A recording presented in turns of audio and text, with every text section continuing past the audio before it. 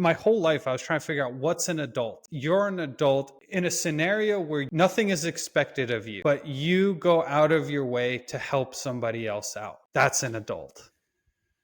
Hey, y'all. Welcome to the Amazing Marketing Show. We talk about all things marketing, and we have quite a bit to catch up on this time because we haven't spoken in a few weeks now.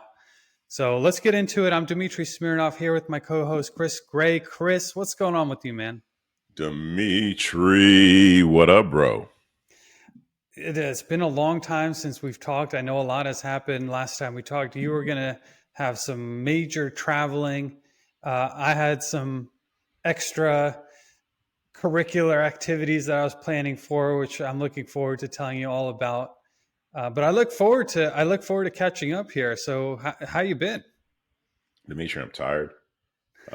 Dealing with the the gap in time between Hawaii and Central Time, right? So I'm ahead 5 hours of Hawaii. I'm dealing with that, and I think one thing I am excited about though is these trips become consuming for my family, and this Hawaii trip was consuming. When I say consuming, it takes up a lot of my wife's time planning it. But I look forward to, now that this is done, we can look at coming to Virginia. That's the next one that we were talking about. So I look forward to that, bro. Yeah, I look forward to it as well. And Chris is talking about Virginia because that's where I moved to a few months ago. And Hmm. Chris, of course, is going to visit with his family, and we'll definitely get those details all planned up. But that kind of reminds me that during our travels like this, and especially when it's for work, but we bring in family and we change time zones, and it's quite an effort, and it's not just the time that is during travel. You got to prepare for it, like you're saying. It took a lot of your wife's time to prepare, then you got to recover from it, whether it's the jet lag or whatever else you're going through. So it's actually more of a commitment than it appears on paper. Oh, absolutely. And we were, really concerned about the jet lag or the time gap between here and going to Hawaii. What's been a kick in the balls is coming back. This is what's been rough. But man, I want to hear about your stuff. We talked briefly while you were out with your family, and things were going the way they were going that very first day, that very first night, and then we haven't talked since. So man, I'm just excited to catch up with you, and this just is going to be a conversation except being recorded. But I want to hear all about it, bro. Yeah, and I think the coolest thing, and Chris and I have been talking about this, is we are the Amazing Marketing Show, and we've been thinking about, well, which way do we want to take the direction of the show, and we want to share more of what's really going on in our lives, and aside from the marketing that we do and the agencies that we run and the work that we do and whatever else, you, like, what's it all about anyway? What's it all Yeah. about? And this past weekend, it was a weekend that to me was, this is what it's all about. I think it was like one of those memorable, probably will remember it honestly forever. And it felt, I want to paint the picture of it. It felt like I was in a movie. I was in a good movie. It was in a like, not a scary movie. It was a good movie, and let me tell you why. So I was planning, as I just moved a few months ago. There's this huge housewarming that I was planning with tables, chairs, tents out in the yard. We had a portable bathroom because I was afraid for my septic tank. And as a new homeowner, first time septic tank owner, I was like, I'm all concerned about it. And so we got the portable bathroom. It was just kind of like almost like planning a wedding. And that all went really well. And I can tell you about that too. But the thing that I wasn't fully expecting is the whole weekend around it, because we had family, especially on my wife's side, fly in from California, Arizona, North Carolina, Pennsylvania, West Virginia, like all over the country. And guess what? They're all staying at my house. I was just about to ask you, and no wonder you're worried about the septic, bro. It's a lot of people. Yeah, yeah. It's a lot of people. Fortunately, it was recently pumped. Man, I've done so much research on septic tanks. Like, you could ask me anything. I'm basically an expert at this point on septic tanks. Dmitri, really quick, just as a side note, I'm at my business partner's house in Hawaii the very last day. His septic overflowed. Oh no. Yeah. Oh no. Yeah. So I mean, that's kind of the worst case scenario is your septic overflowing, especially if it happens in the middle of your grand party that you've been planning and was quite expensive. But fortunately, I don't know how, by the grace of God, this septic tank held up despite 28 people staying at my house. So much poop. No, yeah, no, a crazy amount of poop. And but here's the cool thing. So this weekend is happening, and there's kids of all ages. There's multiple generations. There's my family, my wife's family, people who are from the city, people from the country, and we're all getting together. And it's like a magical time. Whatever issues, and of course there were dramas. There were dramas in the house. You got to have your dramas. And fortunately, I was kind of away from it. I was too busy, I think, to be a part of them.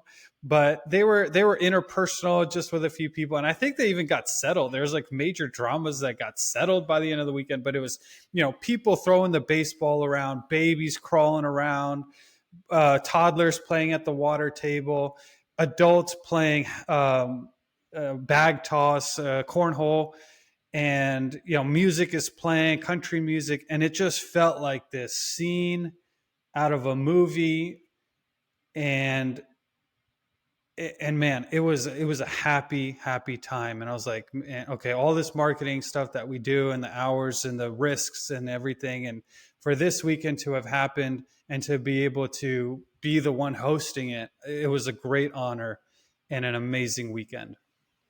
There is so much to be said about this right here. I think the thing that stands out the first and foremost is the last thing you said, where we do all this marketing stuff, we do all this business stuff, all the stress, but it affords you a lifestyle that allows you to get a house that could fit 28 people, get a portable, bathroom so your septic doesn't overflow, um, and give these people an experience in Virginia that they may otherwise have not received. And on top of that, I think the thing that was going to my mind is where were you?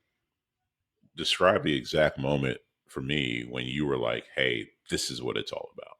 Like, where were you standing or where were you sitting? What was going on at the moment where it hit you?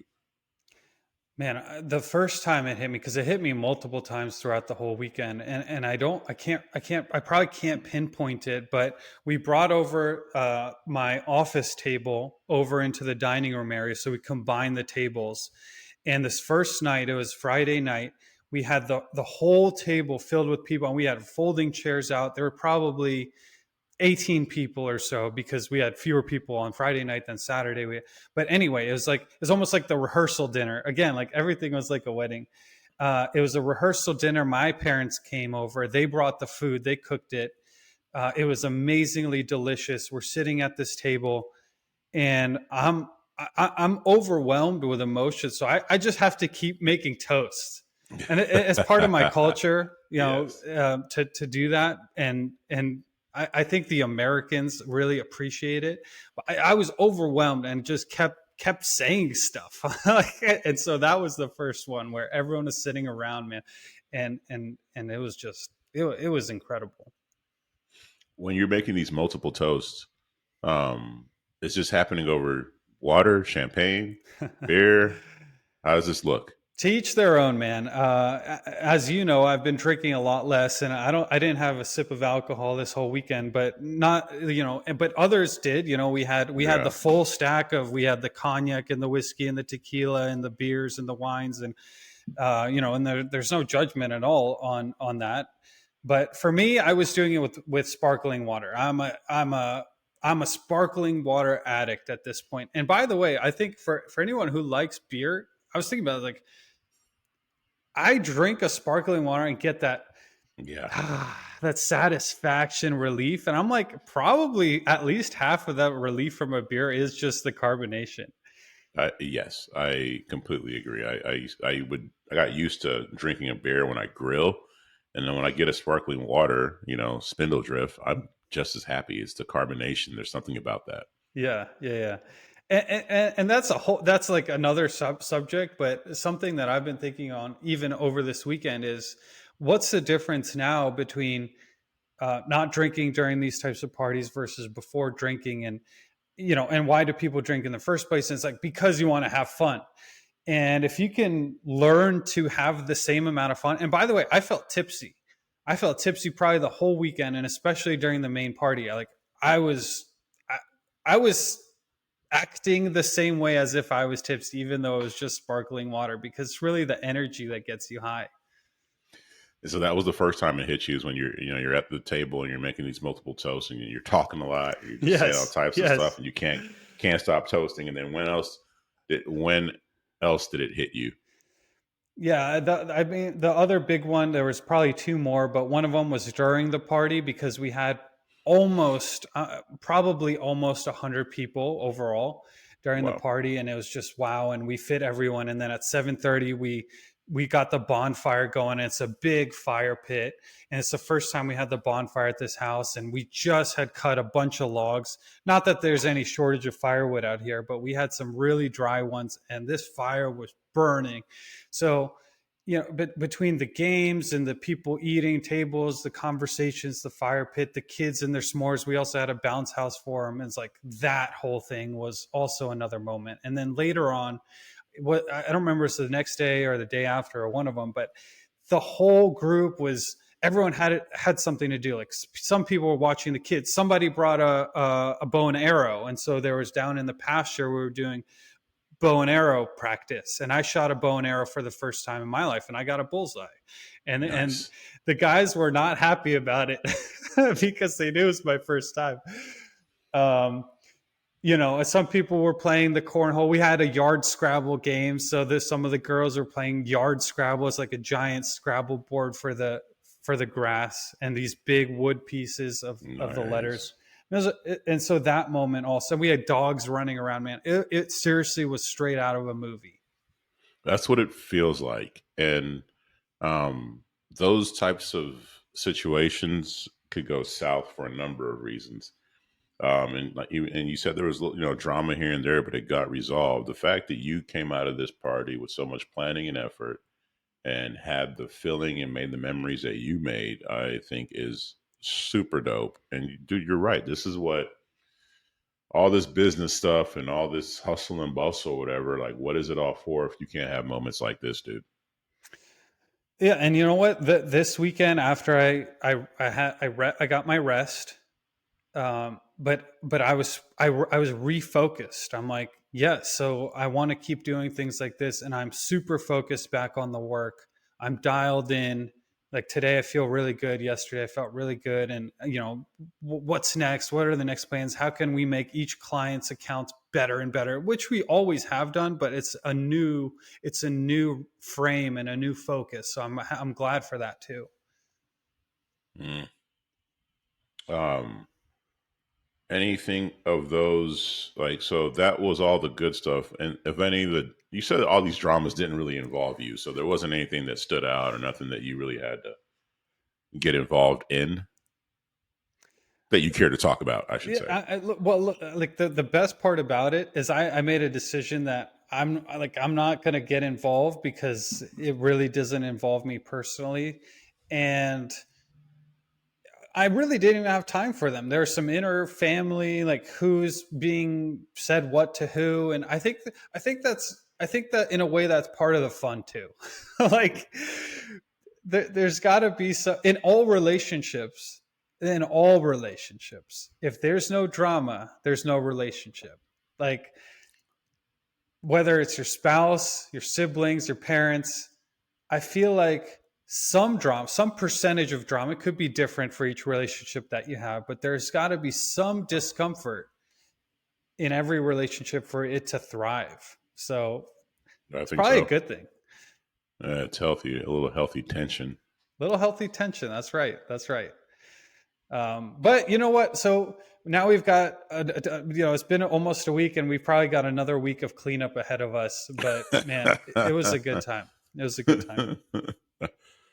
Well, what about, so that was the housewarming. Prior to that, for y'all who don't know, Dimitri's family, I think you guys do a biannual um, family get together, right? And this last one, it was at a That's summer, right. it was a summer home that you guys rented, like a lake house or something. Yeah, so in we do two trips typically, and one is in July, one's in September or August. And the August September one, which is over Labor Day, was the beach trip.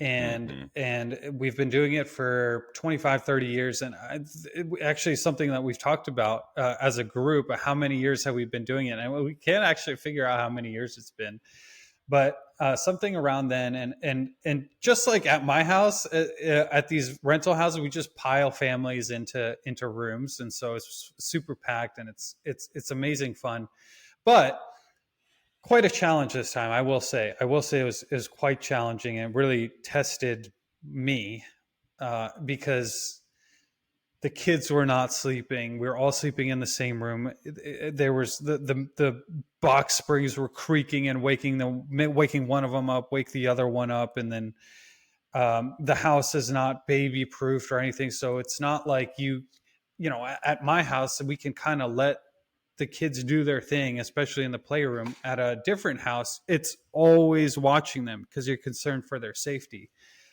So even with people helping out here and there and cooking and all that, it actually makes it, the vacation is much more of a job Yeah. than it says. It's like, yes, the kids are having fun and they're swimming in the pool in the ocean, playing in the sand, all blah blah, but it is a test. It is a mental and physical test for both me and my wife. So yes, we were able to recover from that, but like things like those lead to some serious conversations. So what? I know I had talked to you after that first night, and I didn't know if you were going to make it. Right? You guys could have very well packed up and went home, and that would have been fine too. But you stayed, and you had some good conversations. And so, tell me about that that that part, please. When things are tough, and I think in many ways we're spoiled. And sidebar, I've been watching some movies in the evenings, and I saw a World War II war movie, and I'm like, man, I need to stop bitching about little things like, you know so I am spoiled in a certain way for sure, but it's like, oh well, it's easier at the house, so let's go back to the house, but let's try one more day. And then we did, and the sleep, so I had to I took out the box springs, or sleeping our mattress on the floor. It stops creaking at least, and kids started to sleep a little better. More people in the house started helping out. I was able to get some time alone. My wife was able to get some time to herself, read her book, and it ended up being really good. So we endured the real tough part, and then but the hard conversations are like, everybody's, especially within a spousal type of relationship, is like, what are the expectations of yourself, of the other person, all these scenarios that you didn't plan for, and how do you adjust to them. And by the way, it is all marketing. It's still marketing. You're marketing your perspective, your point, and then the other person's marketing you. Um, there is something to that. So the vacationing, right? At least for my wife and I, my family, we were gone the last 2 weeks basically, and that's a lot of time to be like with each other, like with no kind of breaks, right? At home, I have work, or I'll go to jujitsu, and she has stuff she does with Jewel or her friends. But 2 weeks together, right? There's going to create something, both good and something with friction. And then also, um, to your thing with planning a housewarming. Knowing how my wife gets, that's a whole ordeal. I don't know how yours does, but there could be challenges and bumping of heads within that. And so there's something to all those types of situations that cause a little bit of friction. There certainly, and there was friction leading up to it. A lot of the planning, I will say for myself, as far as planning the actual party, I was chilling. I was chilling. I'm like, well, I believe it. everything's planned, and like, I don't know, like, what else is there to do? What am I going to worry about? I don't know. Like, I hope everything goes well, and I'm going to worry about it. No, I just, I've done my job, and now I'm going to enjoy it, and I really did. I really did. I truly enjoyed it. And I didn't worry, man. We had the food planned and the drinks planned, and this person's going to get that. Oh, I had, by the way, not without its stresses. I hired somebody to help out, and literally the minute that they were supposed to be there is when they canceled on me, the Oh, day of. oh gosh. I had another person cancel on me the night before, so this, like, but not without its stresses. But so what? So what? We got there, like, someone else filled in, and we had family that was so good and helped out with a lot of it. Oh man, they're like, some people. I gotta tell you, some people. Oh, this is a specific thought I was having. I'm like, for my whole life, I was trying to figure out what's an adult. What's an adult? And I used to think it's somebody of a certain age, like anyone over 25 is an adult. And wrong. um, Anyone with kids is an adult. I thought. Wrong. You're not an adult. Yeah. I'm not talking about you, but like, there's so many people Yeah. that are not an adult, even though they're over 25 and have kids. And now, especially after this weekend, my opinion of that question is: you're an adult if you, in a scenario where you're not expected, nothing is expected of you, but you go out of your way to help somebody else out. That's an adult. Hmm. Tell me about this. Tell me more. There are some people who, instead of resting during their only couple days off of, and a lot of people work really hard, and instead of kicking back, which is totally okay, by the way, like it's okay to kick back, but there's some people who have this drive and fire in them to, no Mm. matter what I was doing, whether it's cleaning up the trash, or moving furniture or whatever, they were beating me to it. It's not even their house, they're already there, and they're like, oh, I'm going to help you with this, I'm going to help you with that, I'm going to help you, I'm going to help you, I'm going to do this. I never asked, not once. I'm like, that is an adult right there. That is like that is an adult. I really appreciated that.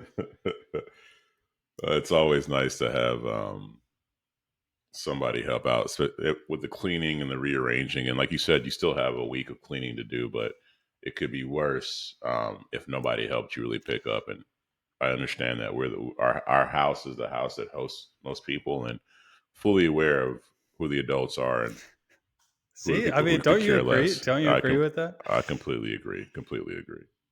Well, Chris, I want to hear a little bit about what was going on with you. I mean, it's been what, 3 weeks since we've done an episode, and Wow. you've been all over. You've been as far as Hawaii, like you mentioned, but what's going on in your life and your business? What's going on?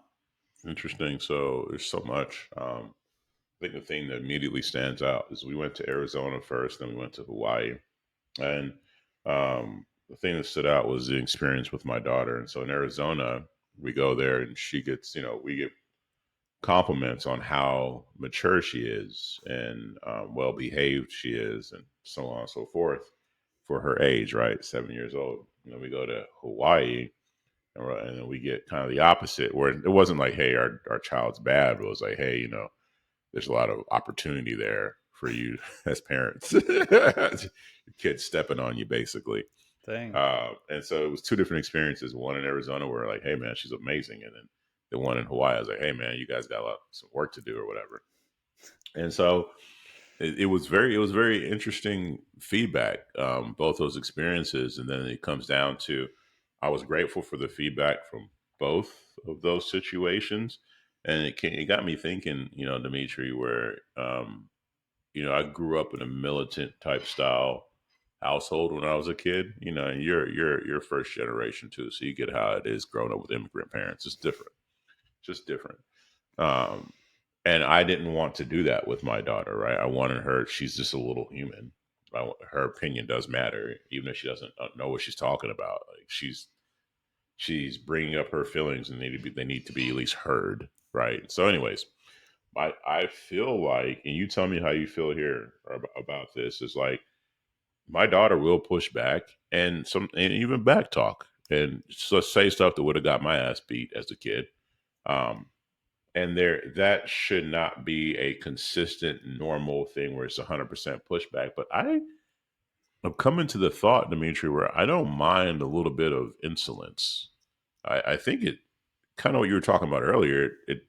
It's healthy, even like I don't want her just to be a robot and just do exactly what I say every single time. Like I think a little pushback, a little bit of resistance is actually healthy and challenging, and her playing situations is it might be unpopular, but I think that's good. What do you think? I think it's good too, man. And with my daughter, she's younger than yours. She's 3.5. But I was thinking the same thing, man. The easy option would be for her to follow all the instructions that my wife and I give to her, and she would just do it, and she would say yes, yes, I will do it, or whatever. But like picturing her as a teenager, as a young adult, as an adult, I don't want her to do that. What do I think is unique about me is I probably question much more authority. I question authority quite a bit, and I think it's a good thing. I think people should be questioning, and I'm prepared to have a negotiation with her now to a certain extent, but I think it is an important skill. I completely agree with you that like some pushback is good. You can't just stifle them. So I'm totally in agreement with you. Yeah, and I guess the hard part is finding that balance or whatever. Because I do feel like Jewel kind of takes it over the edge every now and then. But it was just such an interesting experience to go from oh she's so wonderful to oh man you guys need to work on a bunch of stuff. And I say that like that came from the nicest place, right? The feedback from both those scenarios came from the nicest place. So that was one thing that happened, and then two, I think that you know, I noticed that I got to be delicate with this one. Um, you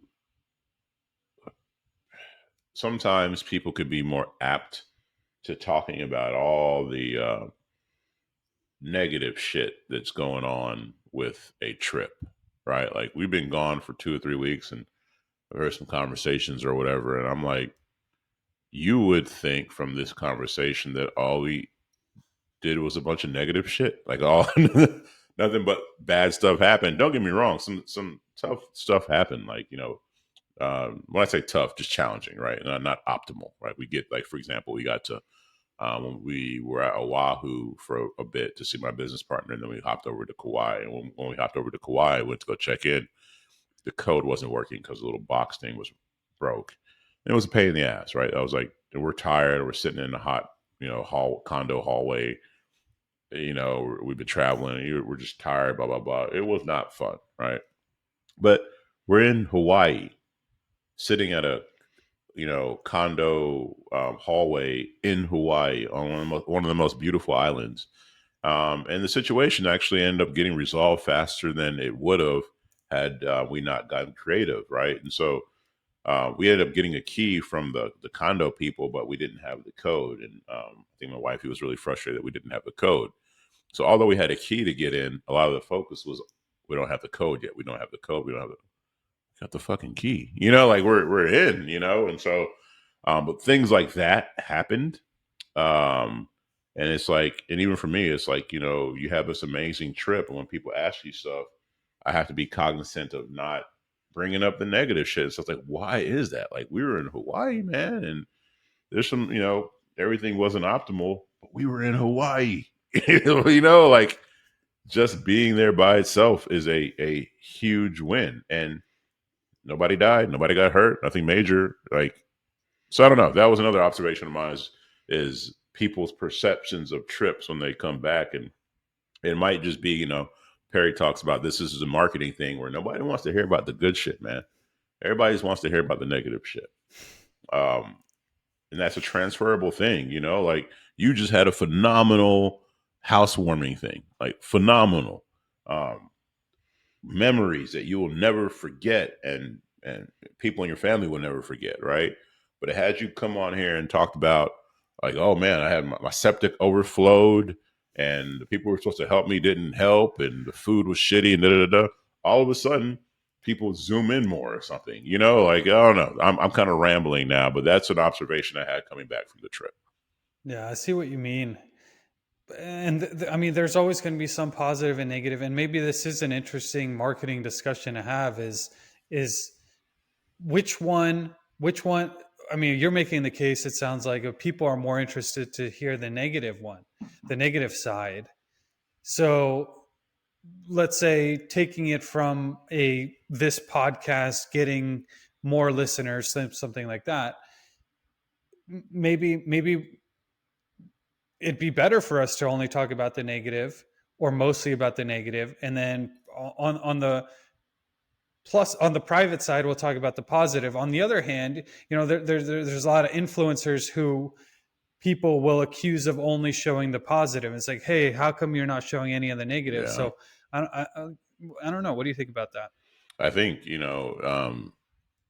what what I was saying is that I feel like um, people, like, say me or my wife or whatever, or are sometimes more apt to tell the negative, like Hmm. wanting to discuss the negative more than the positive. So there's people who want to hear more of the negative. There's people who want to tell more of the negative, tell more of the negative, and and here's, I'm kind of going off into a tangent, but then I also recognize this thing where there's just some people out there who, like, feed off of that. Like, they look for negative shit. They're looking for it because it gives them some kind of energy. Like, they want things to worry about. They want things to bitch about. When you ask them how they're doing, they're just itching to tell you the thing that went wrong. Like, there's some people out there who just feed off of this, and some people have it at a higher level, some people have it at a lower level. But I came to recognize that there's just people who want to bitch and tell others about it and feed off of negativity, and that's what actually energizes them, which I thought was fascinating.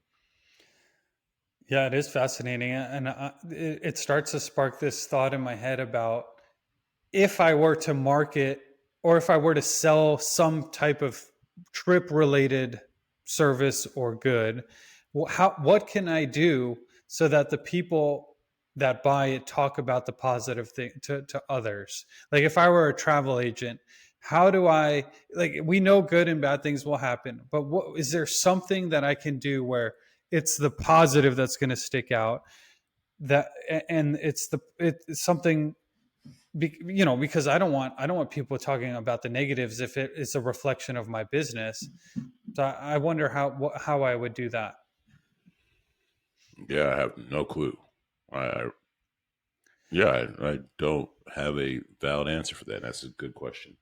But to your point about people wanting to stick to the negative, I mean, I listen to one of my favorite podcasts to listen to, and at this point, it's kind of the only one I listen to, is the radio psychologist Dr. Laura. I mean, I love me some Dr. Laura, and she talks about, and every psychologist talks about this, I think, but books have been written 100 years ago about this.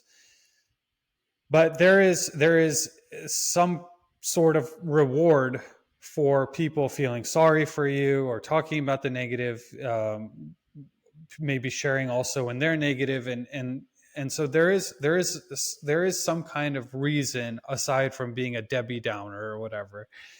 There's actually something that people get by sharing the Yeah. negative. They get something.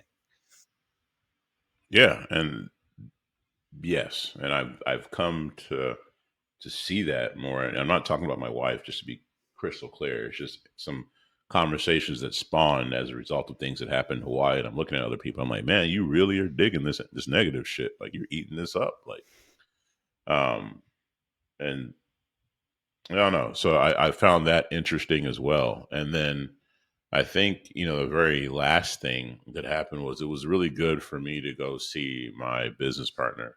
Um, business partner, man, this is a marriage. This is a relationship.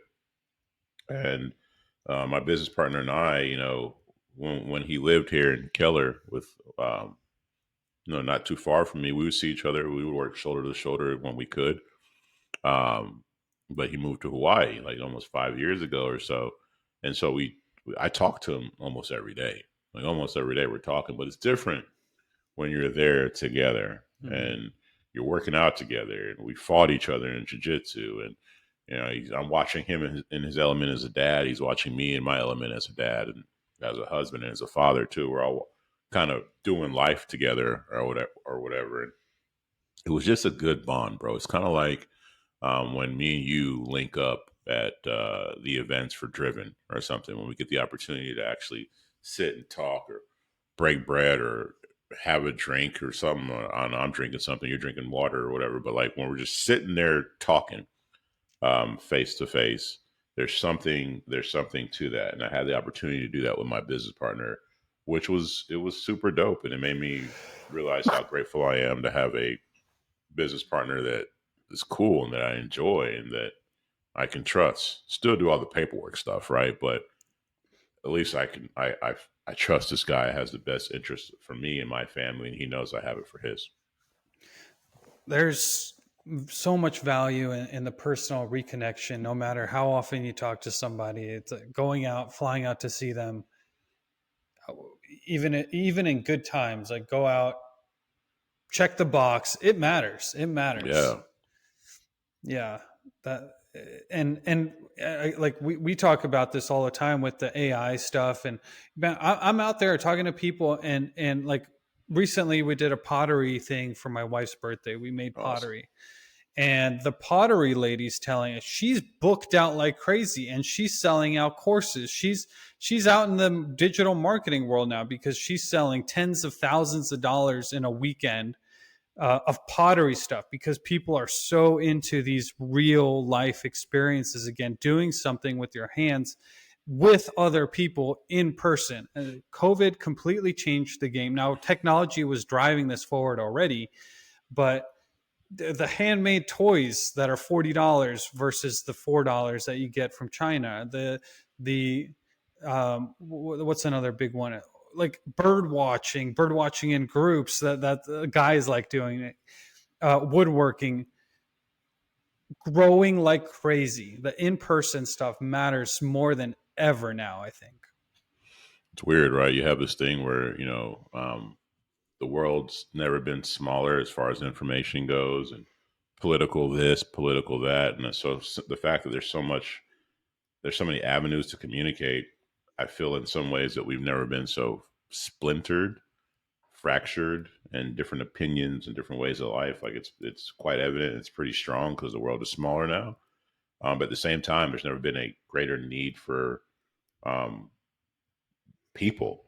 And so, like me and this person can disagree heavily online and have these issues, but like then we could be bonding in a pottery class had we if we you know what I mean, like two separate scenarios bring out two different behaviors depending on how you engage. But I think you're right. The need for personal connection has never been stronger.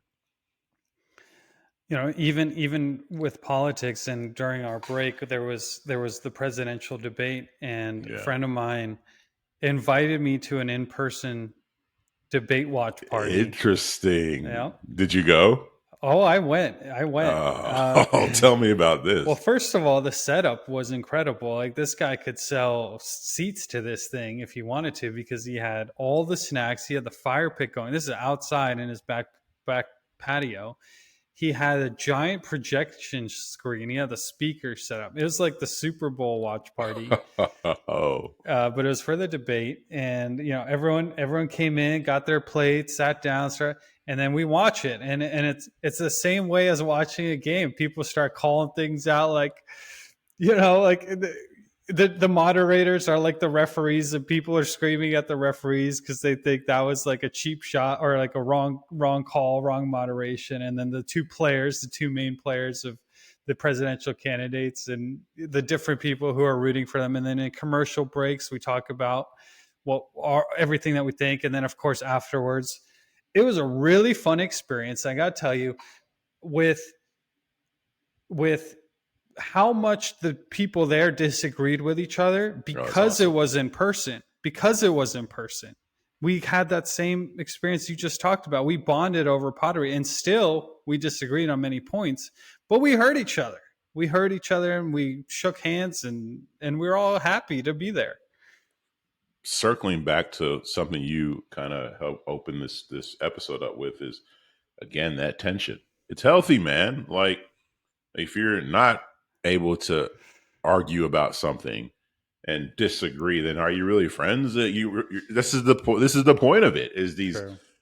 this healthy tension? This you can build rapport by breaking it, man. And I bet that was so dope. I don't even care about the debates and stuff. I totally missed it, but a scenario like that, I'd love to be there. Wouldn't have Yeah. anything to say, but I would love to watch.